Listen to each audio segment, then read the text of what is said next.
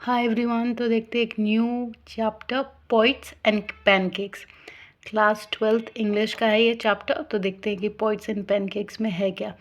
इसको लिखा है अशोका मित्रन ने। ठीक है, अशोका मित्रन ने इसको लिखा है।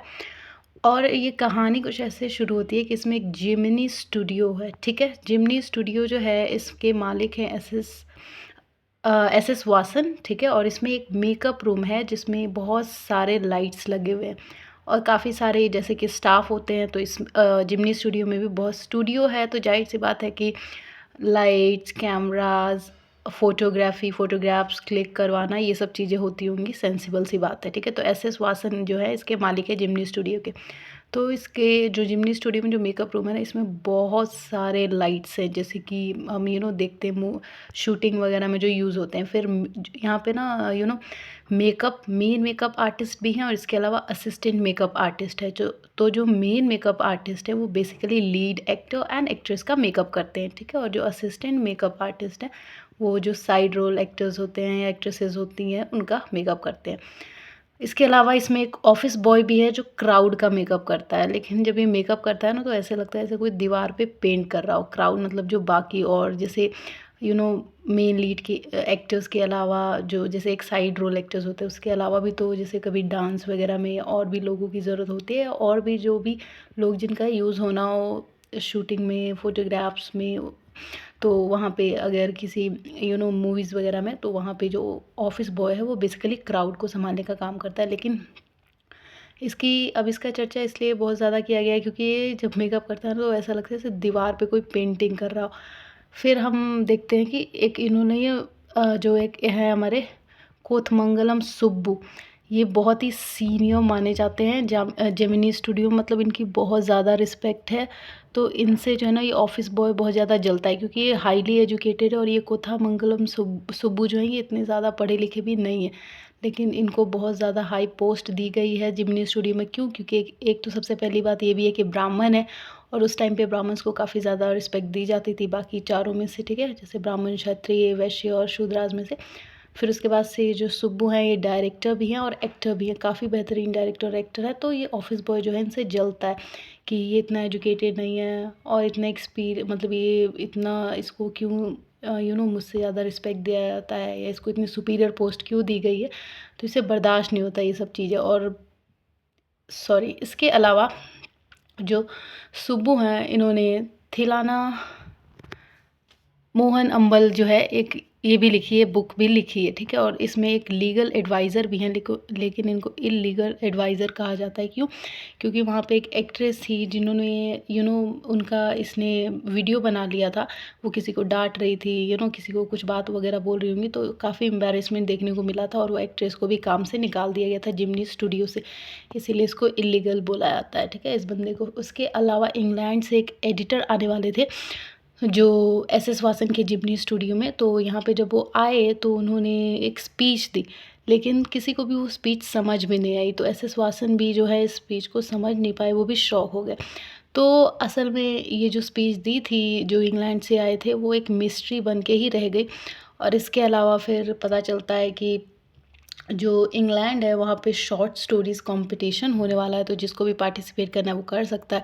तो जिमनी स्टूडियो तो करेगा ही क्योंकि ये जो है हर काम में पार्टिसिपेट करता है। तो बेसिकली पता चला था कि शॉर्ट स्टोरीज़ कंपटीशन होने वाला कंपटीशन होने वाला है इंग्लैंड में, तो जो भी इंटरेस्टेड है वो पार्टिसिपेट कर सकता है। तो फिर ये जो है जाते हैं इंग्लैंड, जो वहाँ पे वो ब्रिटिश लाइब्रेरी में एक बुक ढूंढते हैं। तो वो बुक होता है द इनकाउंटर। तो जब वो द इनकाउंटर बुक ढूंढते हैं उसके बाद से जब वो देखते हैं कि किसने लिखा है, स्टीफन स्प्लेंडर में, तो बहुत ज़्यादा खुश हो जाते हैं और काफ़ी प्राइड फील करते हैं क्योंकि जो इंग्लैंड से आदमी आया था जिमनी स्टूडियो में, जिसने एस एस वासन की जिमनी स्टूडियो में स्पीच दी थी, वो स्टीफन स्प्लेंडर ही थे। तो वो देख के काफ़ी खुश आते हैं और काफ़ी प्राइड फील करते हैं क्योंकि उस टाइम पे जैसे कोई एक्टर आ जाता था या कोई राइटर आया तो काफ़ी मैटर ऑफ प्राइड हो जाता था। तो बहुत ज़्यादा खुश होते हैं और सबको बताने लगते हैं कि देखो देखो। तो उससे इस जिमनी स्टूडियो की रिस्पेक्ट काफ़ी बढ़ेगी, इनको ज़्यादा से ज़्यादा काम मिलेगा, राइट। तो फिर उसके बाद एक और वो देखते हैं कि बहुत इंपॉर्टेंट काम देखते हैं, द गॉड दैट फेल्ड। अब इसके भी राइटर, इसको बेसिकली 6 राइटर्स ने लिखा था और उसमें से एक राइटर का फिर से नाम आता है स्टीफन स्प्लेंडर।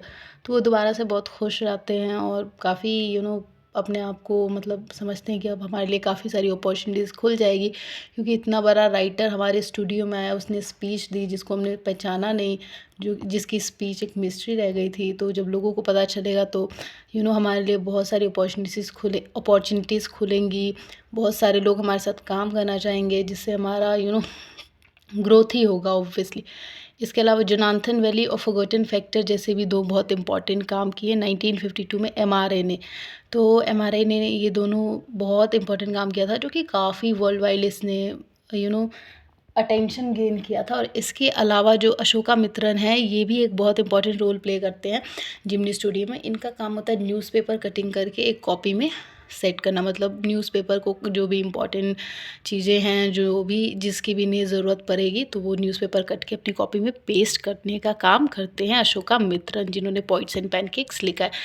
तो बेसिकली दिखाता है कि कैसे एक एक्टर की लाइफ या कोई आर्टिस्ट की लाइफ किस चीज़ के अराउंड घूमती है, जहाँ पे makeup artist, assistant makeup artist, office boy, इसके अलावा एडवाइज़र्स, ये सारे बहुत इंपॉर्टेंट रोल प्ले करते हैं। और इसके अलावा अगर कोई फेमस पर्सनालिटीज़ आ जाए इनकी स्टूडियो में, तो अचानक से इनका जो है प्राइड या इनका आप रिस्पेक्ट बढ़ जाता है और काफ़ी सारी अपॉर्चुनिटीज़ इन स्टूडियोज़ के पास आने लगती हैं। तो points and pancakes basically revolves around Jimny studio, एक तरीके का मेकअप ब्रांड है।